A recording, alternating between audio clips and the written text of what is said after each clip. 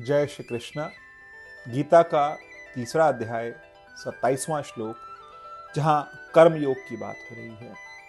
कर्म योग के बाद भगवान तीन गुणों की बात कर रहे हैं। इससे पिछले श्लोक में भी भगवान ने तीनों गुणों की बात की, सतोगुण, रजोगुण और तमोगुण। और यहाँ भी भगवान गुणों की बात कर रहे हैं और एक ज्ञानी की बात कर रहे हैं कि ज्ञानी व्यक्ति किस तरह से जीवन व्यतीत करता है। तो भगवान कह रहे हैं, तत्ववित्तु महाबाहो गुण कर्म विभागयो। गुण कर्मों का विभाग है। विभाग का मतलब उसको विभाजित किया गया है।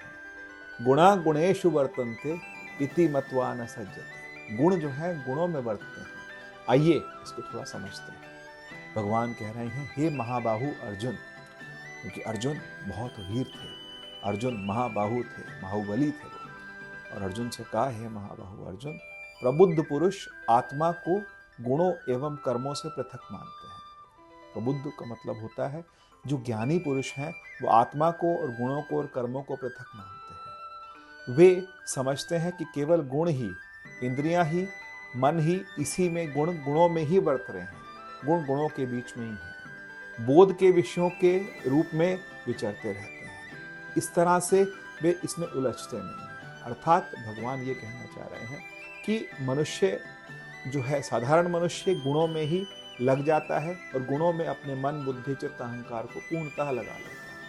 लेकिन जो ज्ञानी पुरुष है, उनको पता है कि इंद्रियां इंद्रियों में बरत रही हैं, इंद्रियां गुणों में बरत रही हैं, लेकिन मैं गुणों में बरत नहीं रहा हूं। मैं गुणों से अलग हूं, मैं गुणातीत हूं, मैं इंद्रियातीत हूं, मैं मनातीत हूं, मैं इस संसार से अलग हूं। जब वो अपने आप को अलग विभाग रखते हैं, अपने आप को, स्वयं को अलग रखते हैं, तो ऐसे में मनुष्य कभी भी गुणों में फंसता नहीं कि कभी रजोगुण होगा, कभी सतोगुण होगा, कभी तमोगुण होगा। लेकिन ज्ञानी व्यक्ति हमेशा शांत रहता है, शांत चित्त रहता है।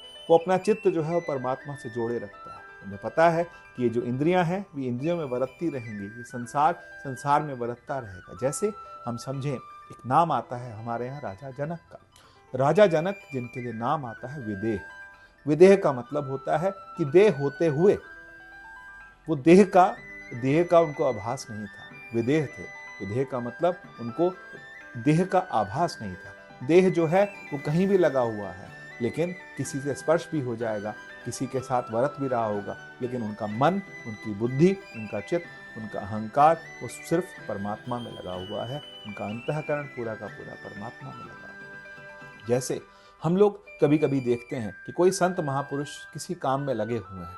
अब संत महापुरुष को किसी काम में लगे हुए देखिए, किसी से मजाक कर रहे हैं या उनके हाथ में कुछ पैसे हैं और पैसे गिन रहे हैं। हम उनको देख के क्या कहते हैं, कई बार कुछ मीडिया वाले भी ऐसे कह देते हैं, देखो बाबा जी पैसे गिनने में लगे। नहीं, वो शरीर से जो आपको दिख रहे हैं वो अंतःकरण से ऐसे नहीं है। अंतःकरण से उनका जो कर्म है वो शरीर का कर्म है, शरीर के कर्म को वो कर रहे हैं। लेकिन मन, चित्त, बुद्धि वो पूरा का पूरा परमात्मा में, वो अंदर से पूरे शांत हैं। वो दूसरे संसार के कार्यों में लगे हैं, लेकिन इसका ये मतलब नहीं है, कहीं भी नहीं है कि वो मन से इन चीज़ों से जुड़े हैं। तो ज्ञानी पुरुष मन से इन चीज़ों से नहीं जुड़ते, सिर्फ इंद्रियों से इन चीज़ों में जुड़ते हैं। वो मानते हैं कि इंद्रियां इंद्रियों में बरत रही हैं। जो काम, भूख लगेगी, प्यास लगेगी, खाएंगे भी, पिएंगे भी, सोएंगे भी, लेकिन जो अंतःकरण है, जो जीव है, वो परमात्मा से जुड़ रखा है।